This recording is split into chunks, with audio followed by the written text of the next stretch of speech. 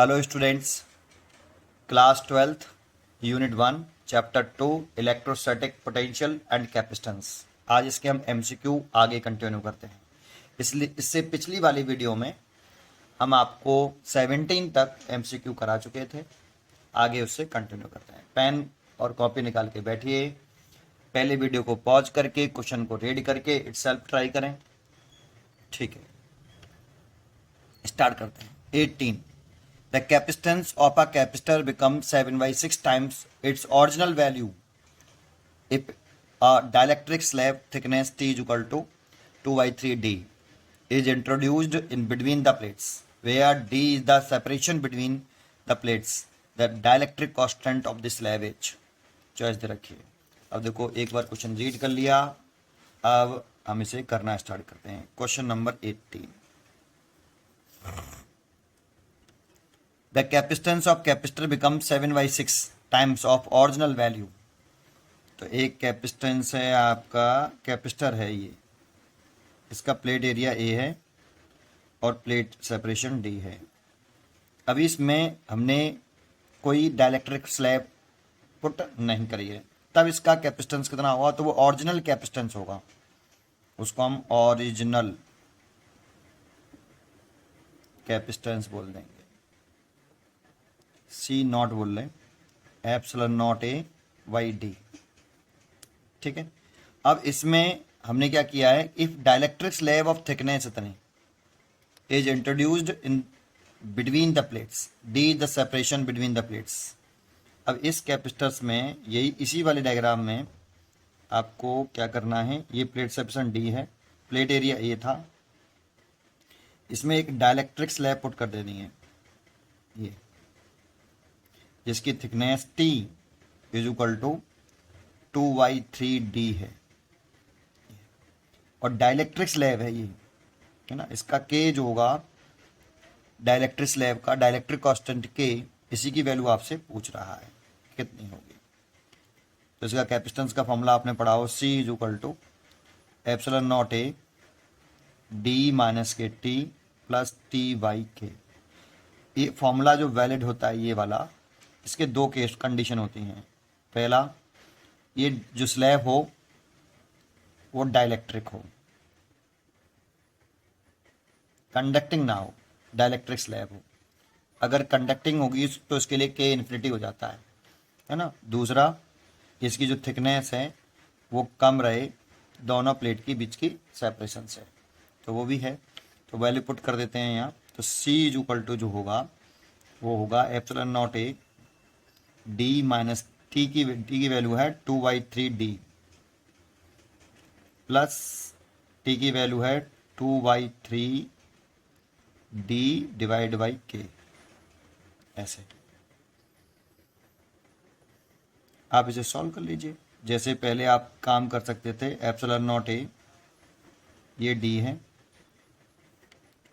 और डी में से 2/3D सब्ट्रैक्ट कर लें, तो डी में से 2/3D सब्ट्रैक्ट करें तो 3, तो D/3 आ जाएगा। तो ये D/3 आ गया। इसमें से सब्ट्रैक्ट किया तो D/3, और ये वाला सेम टू सेम लिख लिया प्लस 2D/3 के। अब देखो, इसमें से D/3 कॉमन आ जाएगा। अगर D/3 कॉमन ले लें तो ऐसे लिख सकते हो आप, epsilon naught A and D/3 common ले लिया तो 1 प्लस 2/k।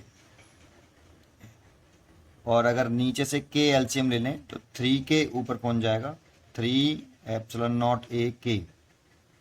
यहाँ से हमने केवल के एलसीएम ले लिया, के एलसीएम तो 3 पहले से ऑलरेडी है तो वो ऊपर पहुंच गया। तो देखो यहाँ डी बचेगा, और यहाँ से के एलसीएम लिया होगा तो के प्लस बाई 2, के प्लस 2, ऐसे। ये हो गया सी। अब क्वेश्चन में गिवन क्या है? क्वेश्चन में हमें गिवन है, रीड करते हैं। The capacitance of capacitor become 7 by 6 times its original value. तो ये जो कैपेसिटेंस है सी, वो ओरिजिनल वैल्यू का 7 by 6 टाइम्स है ओरिजिनल कैपेसिटेंस का। ये आपको क्वेश्चन में गिवन है। तो सी की वैल्यू आप पुट कर दीजिए, ये वाली 3 एप्सिलॉन नॉट ए के डिवाइड बाई डी और के प्लस 2। और ये 7/6 और इसकी वैल्यू है epsilon naught A by D. ठीक है, तो देखो आप एप्सिलॉन 0 ए बाई डी से epsilon 0 A by D cancel कर सकते हो, तो ऊपर आया 3k और नीचे k+2 इज इक्वल टू 7/6। ऐसे इसका ऐसे मल्टीप्लाई कर लें तो ये 18k is equal to 7k + 14 और इसको इधर ले आए तो 18k माइनस के 7k इज इक्वल टू 14, तो 11k is equal to 14, so k is equal to 14/11। ये देखो ये आंसर हो गया। तो इसकी जो चॉइस होगी वो होगी 14/11, इसीलिए इसका आंसर है 18 का ए, इज द राइट आंसर। 19 देखते हैं, क्वेश्चन नंबर 19। तो 19 देखिए, रीड करिए। 2 capacitors of capacitances 3 microfarad and 6 microfarad are charge to a potential of 12 volt each. मतलब 3 माइक्रोफैड कैपेसिटर को पहले हम 12 वोल्ट से चार्ज कर लें, फिर 6 माइक्रोफैड कैपेसिटर को भी हम 12 वोल्ट की बैटरी से चार्ज कर लें। They are now connected to each other with the positive plate of each joined to the negative plate of the other. The potential difference across 3 microfarad will be, choice दे रखी है 3 volt, 0, 6 volt and 4 volt, ये 4 choice दे रखी हैं। तो अब question try करिए, video को pause करके मैं आगे कंटिन्यू करता हूँ। तो देखो क्वेश्चन में ये कह रहा है, थोड़ा सा ऐसे फोल्ड कर लेते हैं इसको, है ना, और क्वेश्चन 19 देखते हैं। यहाँ पहले आई ऐसे, है ना, 19 थोड़ा सा और ऊपर ले आए, थोड़ा सा और फोल्ड कर लें इसको। 19 क्वेश्चन दिखाई दे आपको ऐसे, और ये आ गए हम यहाँ 19। तो क्वेश्चन नंबर 19 देखिए बेटा। 2 capacitor capacitance 3 microfarad 6 microfarad are charge to potential of 12 volt each.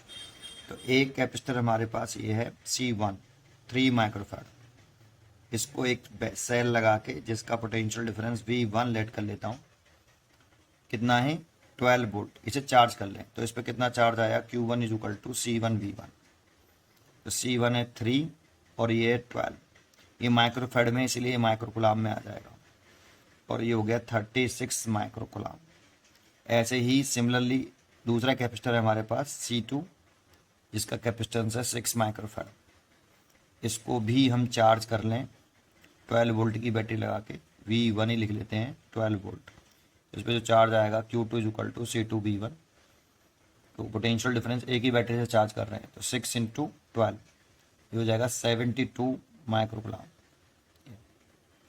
है ना। तो क्वेश्चन के अकॉर्डिंग हमने चार्ज कर लिया। They are now connected to, अब देखो ये प्लस का है, ये माइनस का है, ये प्लस का है, ये माइनस का है। नेक्स्ट पेज पे देखते हैं। अब कह रहा है आपसे they are now connected to each other with positive plate of each joined to the negative plate of the other. तो अब वो ये कह रहा है कि ये जो है कैपेसिटर जो C1 है, इसकी जो पॉजिटिव प्लेट है उसको दूसरे कैपेसिटर की नेगेटिव प्लेट से कनेक्ट करो। इसकी जो पॉजिटिव प्लेट है उसको आप नेगेटिव प्लेट से कनेक्ट कर लो, और जो नेगेटिव प्लेट है उसे आप पॉजिटिव प्लेट से कनेक्ट कर लो। देखो इस पे जो चार्ज है इस वाली की प्लेट पर, इस कैपेसिटर पर, वो है Q1 is equal to 36 microcoulomb, और इस पे जो चार्ज है Q2 ये पहले कनेक्ट नहीं किया तब है, बिफोर कनेक्शन। इसको ये भी लिख लें, ऐसे लिख लें Q1 प्लस के 30, इस पे जो चार्ज था वो प्लस के 36 माइक्रोकुलाम चार्ज था, और ये दूसरा कैपेसिटर ना लें, इस पे Q2 चार्ज था, ये Q1 है, और इस पे जो है 72 माइक्रोकुलाम चार्ज था। Before connection, after connection, before connection ऐसे। और जैसे कनेक्ट कर देंगे तो इसका चार्ज जो है अब ये नहीं रहेगा, जैसे हमने इसे कनेक्ट किया तो चार्ज ये नहीं रहेगा, चेंज होगा।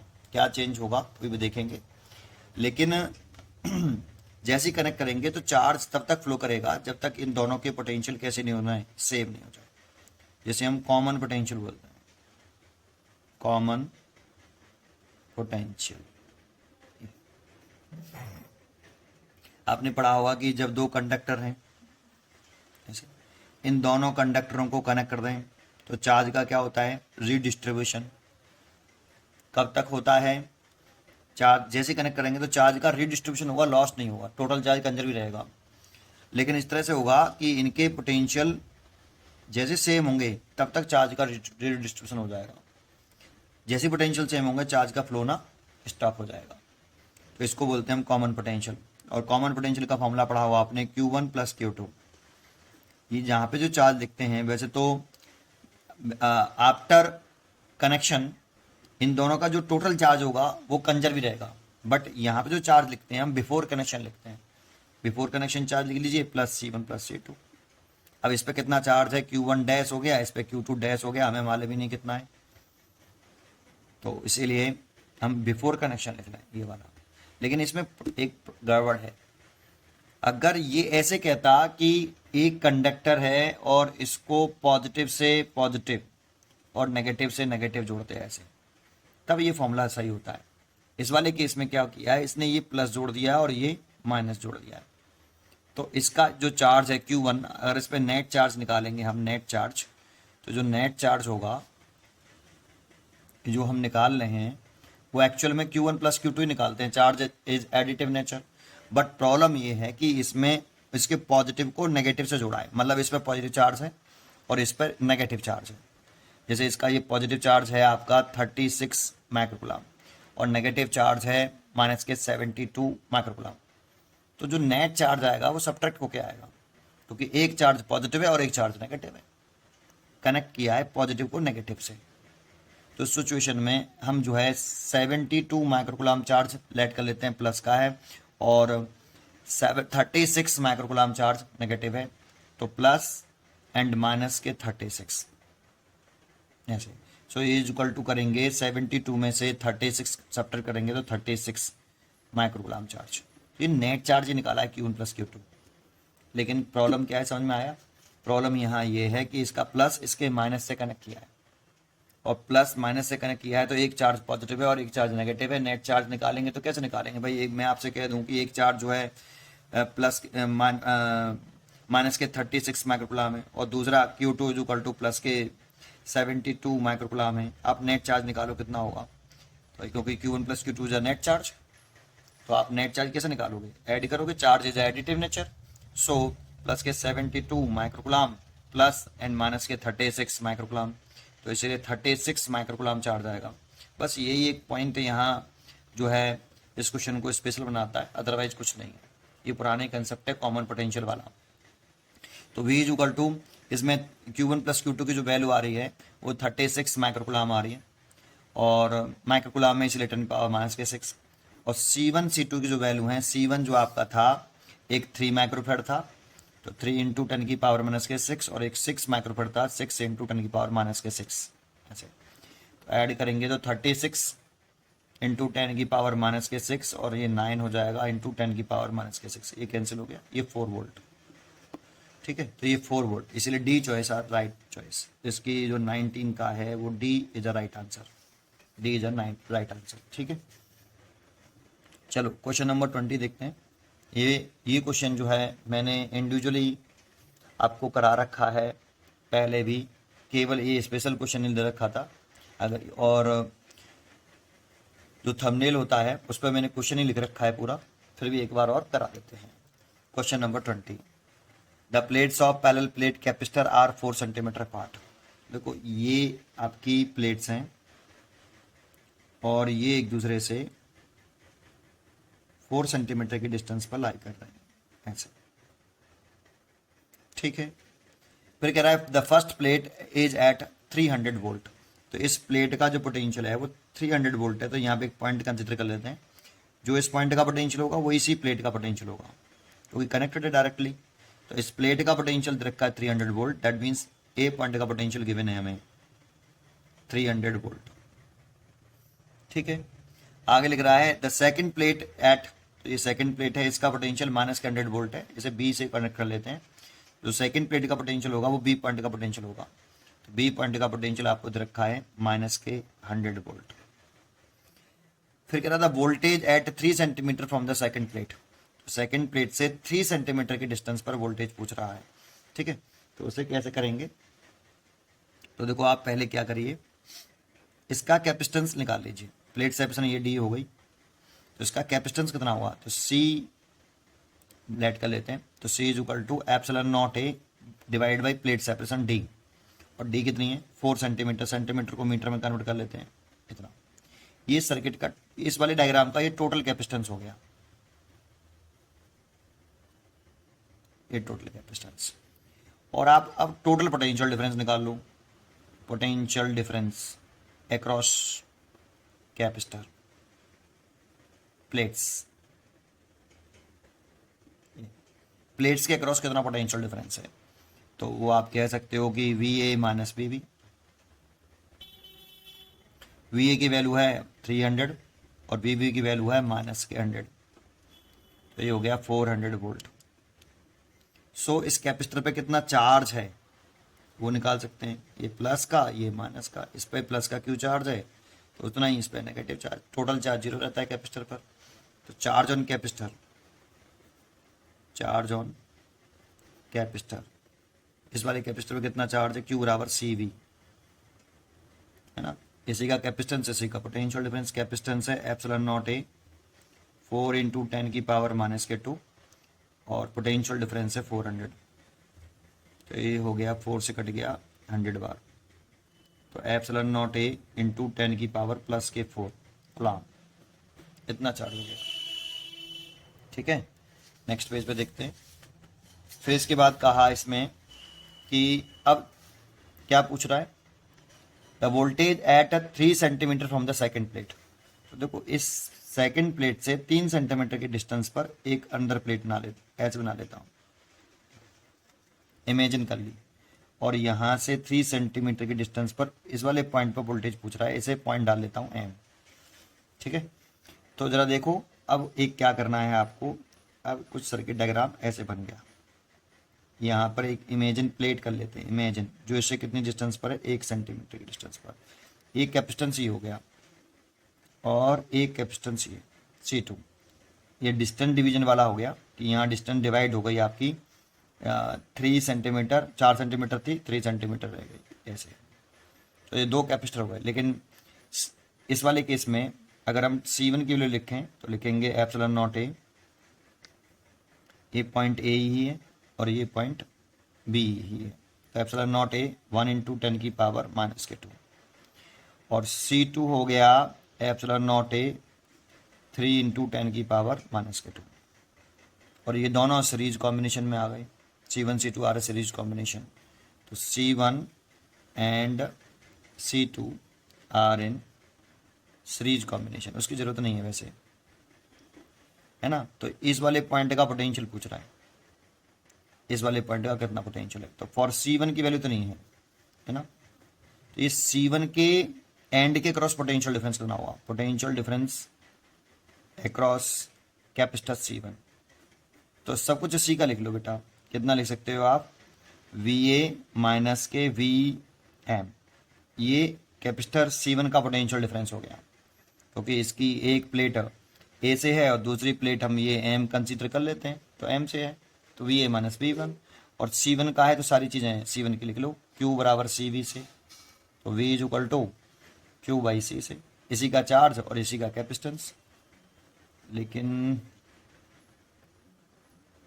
चार्ज हमने निकाला नहीं इसमें, पहले हमें चार्ज निकालना चाहिए था बेटा, पहले हमें चार्ज निकालना चाहिए। चार्ज निकालने के लिए ए और बी के क्रॉस टोटल पोटेंशियल डिफरेंस तो कितना है, टोटल पोटेंशियल डिफरेंस चाहिए हमें, तो total potential difference VA minus BB is a total potential difference, जो कि ये 300 है और ये माइनस के 100 है, तो ये हो गया आपका 400 वोल्ट।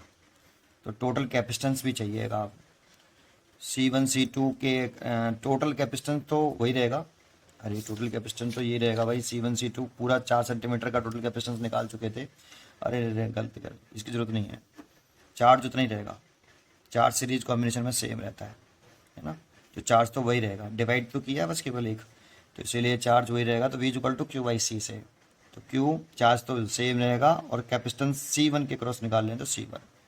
तो Q की वैल्यू कितनी निकाली हमने पीछे, तो Q की वैल्यू निकाली है बेटा हमने ये रही, एप्सिलॉन नॉट A इंटू 10 की पावर 4, और C1 की वैल्यू है आपकी ये वाली एप्सिलॉन नॉट A, और डिवाइड बाई तो 1 ऊपर ऊपर पहुंचेगा तो 10 की पावर माइनस के 2, इससे ये कैंसिल हो गया, 100 वोल्ट आ गया, 100 वोल्ट।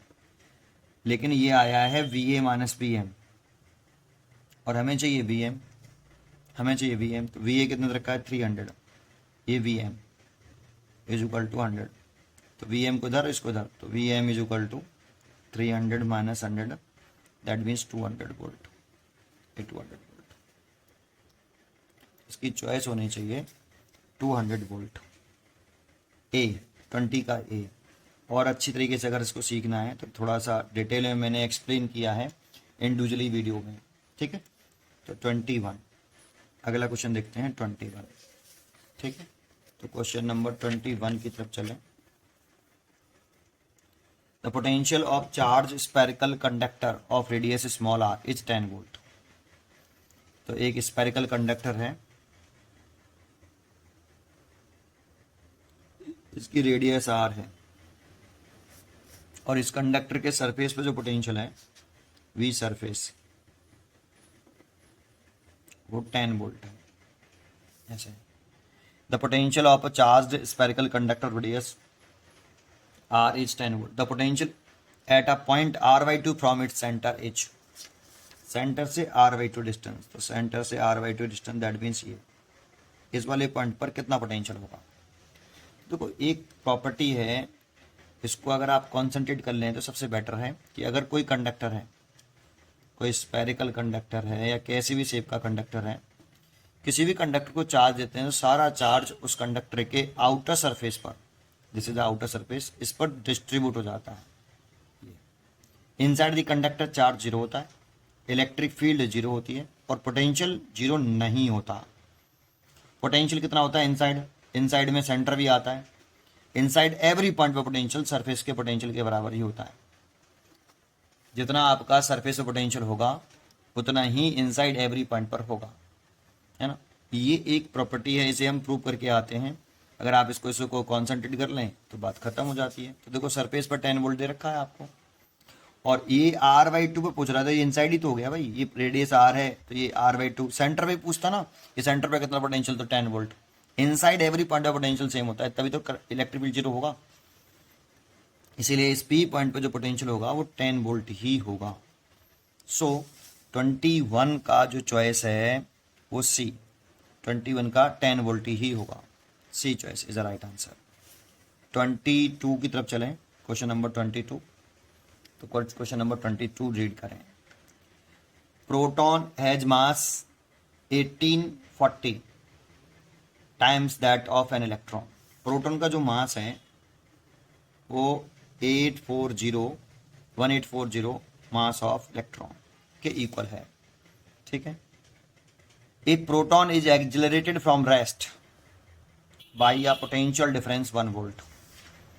तो एक प्रोटॉन है, उसे एक्सिलरेट करा रहे हैं कितने वोल्ट के पोटेंशियल डिफरेंस पर, पोटेंशियल डिफरेंस V रखा है 1 वोल्ट, इसे प्रोटॉन को एक्सिलरेट करा रहे हैं। It's kinetic energy, kinetic energy पूछ रहा है। तो देखो काइनेटिक एनर्जी का जो फॉर्मूला होता है चार्ज इनटू पोटेंशियल डिफरेंस। ये अब प्रोटॉन के लिए कह रहा है तो प्रोटॉन की काइनेटिक एनर्जी पूछ रहा है, तो प्रोटॉन का चार्ज जो कि E होता है, और पोटेंशियल डिफरेंस 1 वोल्ट, 1 वोल्ट, तो इतना आ गया E वोल्ट, है ना। और E वोल्ट आ गया तो इसे आप E की वैल्यू लिखा रहने दें तो 1 इलेक्ट्रॉन वोल्ट भी लिख सकते हैं। E volt that means 1 electron volt, यानी तो 1 इलेक्ट्रॉन वोल्ट में 1.6, सॉरी ये जूल आएगा, ये जूल हो गया, ये जूल में आया पहले 1E, और 1 इलेक्ट्रॉन वोल्ट में 1.6 10 की पावर माइनस के 19 जूल होते हैं। ये हमें लर्न होना चाहिए ये वाला। तो 1E आ गया, और E की वैल्यू कितनी होती है बेटा, 1.6 × 10⁻⁻⁹ और ये जूल। तो आप इस पूरे की जगह पे क्या ले सकते हो, इसकी जगह पे ले सकते हो electron volt, that means 1 electron volt. इसीलिए इसकी जो चॉइस हो गई आपका 1 इलेक्ट्रॉन वोल्ट। 1 इलेक्ट्रॉन वोल्ट याद करिए कि 1 इलेक्ट्रॉन वोल्ट जो होता है 1.6 × 10⁻⁻⁹ जूल होते हैं। ये एनर्जी की सबसे स्मॉलेस्ट यूनिट होती है। एक होता है 1 मिलियन इलेक्ट्रॉन वोल्ट, मिलियन तो 10⁻6 इलेक्ट्रॉन वोल्ट होते हैं। इलेक्ट्रॉन वोल्ट की जगह पे आप ले सकते हो। एक होता है billion electron volt, 10⁻9 electron volt होते हैं। ये लर्न कर लीजिए, है ना। ये 1 electron volt, 1 million electron volt, 1 billion electron volt में कितने इलेक्ट्रॉन वोल्ट होते हैं और 1 इलेक्ट्रॉन वोल्ट में कितने जूल होते हैं, ठीक है। इसीलिए चॉइस में आ गया आपका इसमें 1 इलेक्ट्रॉन वोल्ट, 22 का बी, 22 का B is a right answer, है ना। 23 की तरफ चलते हैं, तो 22 का बी है, ठीक है। तो ये हटा देते हैं हम पेज, अगले पेज पे चलते हैं हम आगे। 23 देखते हैं। 23 when charge is supplied to a conductor its potential depends upon। अगर कोई कंडक्टर है उसको हम चार्ज सप्लाई करें तो उसका जो पोटेंशियल है वो किस फैक्टर पर डिपेंड करेगा।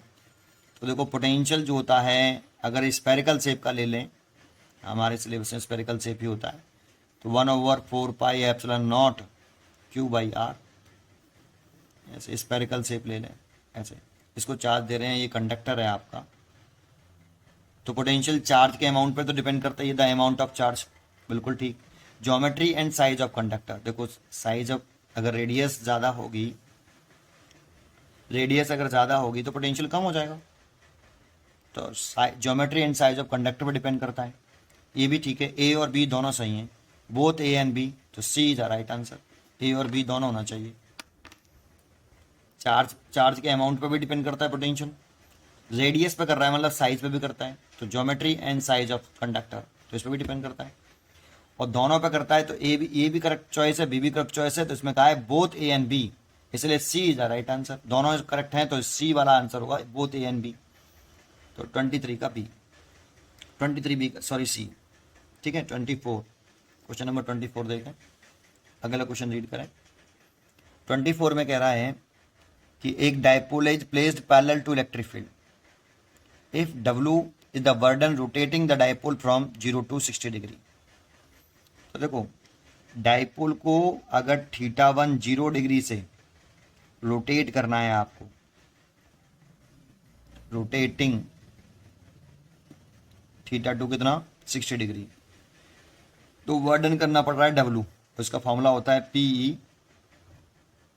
cos θ1 minus cos θ2। ये फॉर्मूला लर्न करना है आपको। डायपोल को रोटेट करने में इतना वर्डन करना पड़ा θ1 से θ2।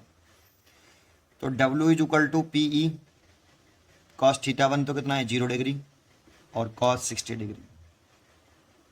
इसे सॉल्व करें तो ये PE cos 0 की वैल्यू 1 और cos 60 की वैल्यू 1/2, तो ये हो जाएगा 1/2 PE।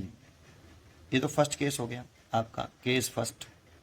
अब केस सेकंड क्या कह रहा है, उसमें θ1 कहाँ से रोटेट करने की कह रहा है, then burden rotating it from 0 to 180 degree, 0 degree से θ2 180 डिग्री रोटेट करने की कह रहा है, तो कितना वर्डन करना पड़ेगा। तो W1 is equal to PE, वही डायपोल है, बस एंगल ऑफ रोटेशन बदल दिया है, θ1 से θ2, फिर दोबारा से फॉर्मूला लगा लिया, तो PE ये तो cos 0 डिग्री हो गया माइनस cos 180 डिग्री, तो ये हो जाएगा PE cos 0 की वैल्यू तो 1 हो जाएगी और इसकी वैल्यू -1, सो 2PE हो गया इतना।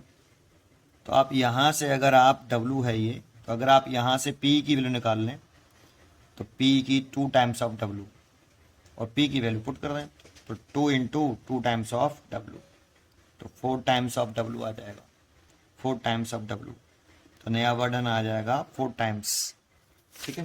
तो चेक कर लेते हैं आपका 2W 3W 4W of W/2, so 4W, C choice, 24 का सी, 24 का C is the right answer. 25 question देखते हैं, क्वेश्चन नंबर 25 रीड करें। A charge capital Q is supplied to a metallic conductor, which of the following statement is correct. अगर हम किसी metallic conductor है उसको हम चार्ज दें, दिया, electric field inside it is same as the on the surface, wrong. जानते हो इनसाइड जो इलेक्ट्रिक फील्ड इंटेंसिटी होती है वो जीरो होती है।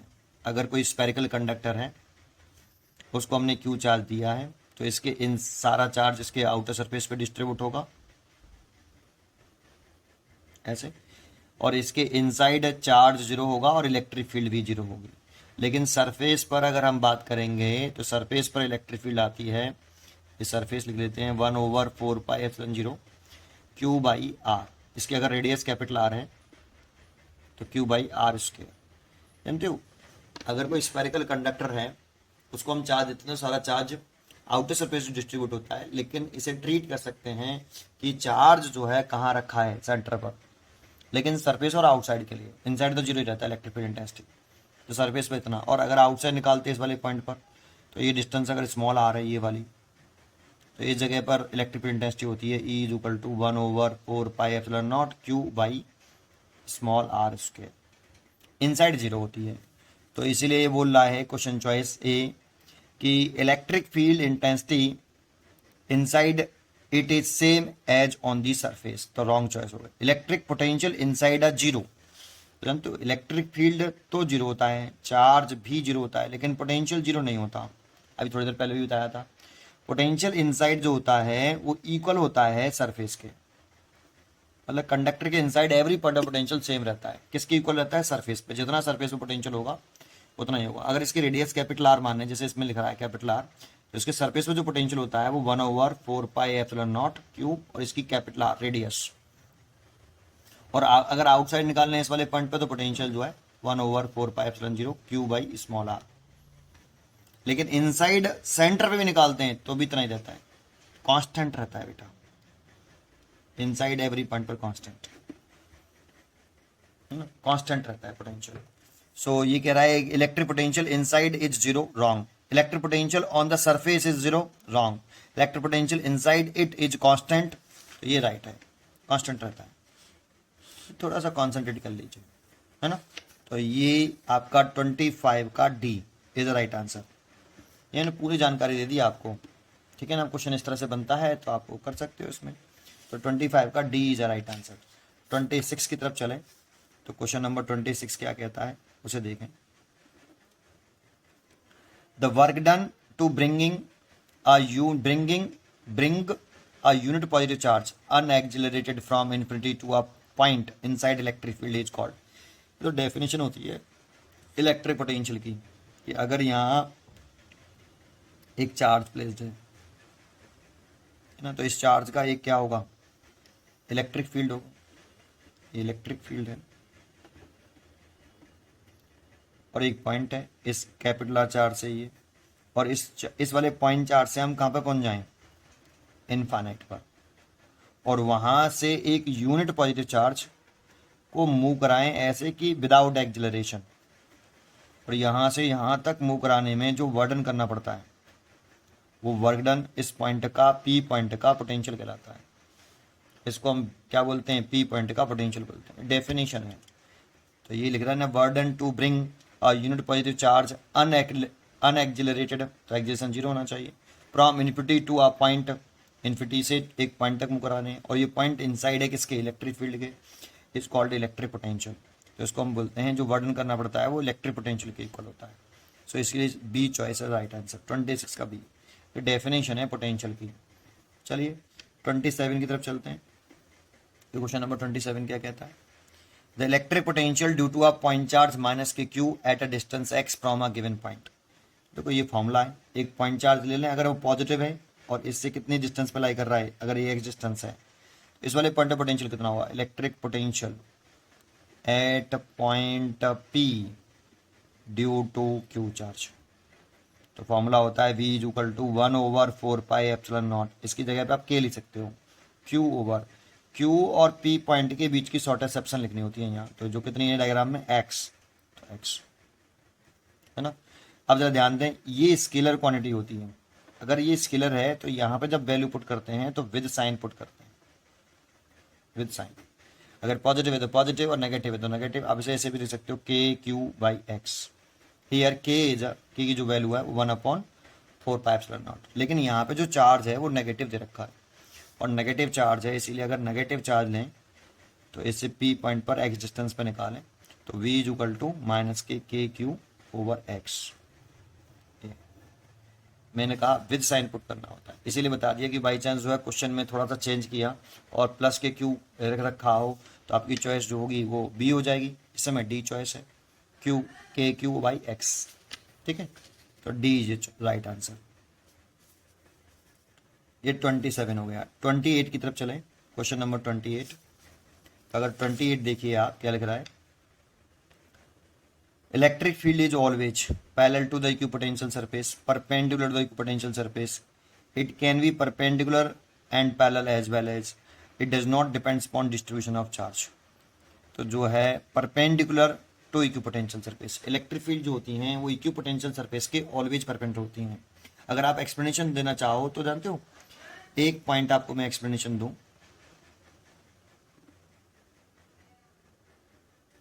जानते हो, अगर इसे थोड़ी देर के लिए इक्विपोटेंशियल सरफेस माने, इक्विपोटेंशियल सरफेस है तो इसके इस वाले पॉइंट का पोटेंशियल सेम होगा। तो V A is equal to V B. तो यहाँ से इसको यहाँ तक मूव करने में कितना वर्डन करना पड़ेगा। अगर यहाँ एक चार्ज रख लें क्यू, उसको ए से बी तक मूव करने में कितना वर्डन, तो वर्डन का फॉर्मूला होता है WA/B, मूविंग चार्ज। ए को क्यू चार्ज को मूव करा रहे हैं और ए से बी करा रहे हैं तो VB माइनस VA। और ए और बी इक्वल है, इक्विपोटेंशियल सरफेस है तो क्यू अगर ये इक्वल होंगे तो इंटू 0 तो बराबर 0। तो वर्डन A/B 0 होगा। तो इक्विपोटेंशियल सरफेस पर मूव करने में किया गया वर्डन 0 होता है। अब 0 होता है, एक पॉइंट तो ये हो गया। लेकिन अगर मैं इसमें इलेक्ट्रिक फील्ड की डायरेक्शन ऐसे दिखाऊं, तो मैंने इलेक्ट्रिक फील्ड की डायरेक्शन सरफेस से कैसे दिखाई, इक्विपोटेंशियल सरफेस के परपेंडिकुलर। अगर मैंने परपेंडिकुलर शो करी है तो डिस्प्लेसमेंट देखो, यहाँ से इस जब ये चार्ज पार्टिकल आप ऐसे मूव कराओगे तो डिस्प्लेसमेंट हो गया, इसमें डिस्प्लेसमेंट अगर कहें तो डिस्प्लेसमेंट हो गया AB। और इस पॉजिटिव चार्ज पार्टिकल में जो फोर्स लगता है वो ऑलवेज इलेक्ट्रिक फील्ड की डायरेक्शन में लगता है। तो फोर्स लगेगा ऐसे, F बराबर QE। तो देखो फोर्स लगा ऐसे और डिस्प्लेसमेंट ऐसे है, तो फोर्स और डिस्प्लेसमेंट के बिटवीन कितना एंगल लगा, 90 डिग्री। तो आपने एक फॉर्मूला पढ़ा होगा, work done is equal to F vector dot S vector. तो आप लिख सकते हो इसे FS कॉस थीटा। अब यहाँ थीटा F और S के बिटवीन एंगल होता है। तो देखो फोर्स ऐसे लग रहा है, डिस्प्लेसमेंट ये है, एंगल कितना है 90 डिग्री। तो FS और कॉस 90। F की वैल्यू तो QE हो गई, डिस्प्लेसमेंट हो गया AB है ना, और एंगल हो गया कॉस 90। तो वर्डन कितना आया 0। तो वर्डन 0 ही तो आना चाहिए, क्योंकि इक्विपोटेंशियल सरफेस में एक पॉइंट से दूसरे पॉइंट तक मूव कराने में वर्डन 0 होना चाहिए। अगर आप यहाँ पर इसे इक्विपोटेंशियल सरफेस कहते हो ऐसे, और चार्ज पार्टिकल ऐसे मूव करा रहे हो, ये क्यू चार्ज ए से बी, और इलेक्ट्रिक फील्ड कुछ ऐसे कर देते हो कि इलेक्ट्रिक फील्ड परपेंडिकुलर नहीं करते, कुछ थीटा कर देते हो, तो फोर्स भी ऐसे लगेगा QE, और डिस्प्लेसमेंट ये हो गया। तो वर्डन 0 नहीं आएगा, वर्डन कितना नहीं आएगा, 0 नहीं आएगा। और इक्विपोटेंशियल सरफेस में एक पॉइंट से दूसरे पॉइंट तक चार्ज को मूव करने में किया गया वर्डन ऑलवेज 0, ये ऑलवेज, अगर इक्विपोटेंशियल सरफेस है तो अगर ऐसा है तो इसीलिए वर्डन 0 होता है इक्विपोटेंशियल सरफेस में। सो इलेक्ट्रिक फील्ड जो होगा वो सरफेस के परपेंडिकुलर होगा, तभी पॉसिबल होगा वर्डन 0। अगर परपेंडिकुलर नहीं करते हो तो वर्डन 0 नहीं आएगा। और जबकि हम जानते हैं कि इक्विपोटेंशियल सरफेस में एक पॉइंट से दूसरे पॉइंट तक मूव करने में किया गया वर्डन, चार्ज को मूव कराएं तो वर्डन 0 होता है। इसीलिए इक्विपोटेंशियल सरफेस के इलेक्ट्रिक फील्ड लाइंस कैसी होनी चाहिए, परपेंडिकुलर होनी चाहिए। कैसे होनी चाहिए, परपेंडिकुलर। इसीलिए इसका 28 का B, ये मैंने एक्सप्लेनेशन दे दिया, ठीक है इसका। तो 28 का B। इसके आगे देखो हम 10 ही क्वेश्चन करेंगे। मैंने आपको 18 से 28 कराए, 10 क्वेश्चन एक वीडियो में। नेक्स्ट वीडियो में हम आगे कंटिन्यू करेंगे। पढ़ते रहिए और खुश रहिए। Thank you.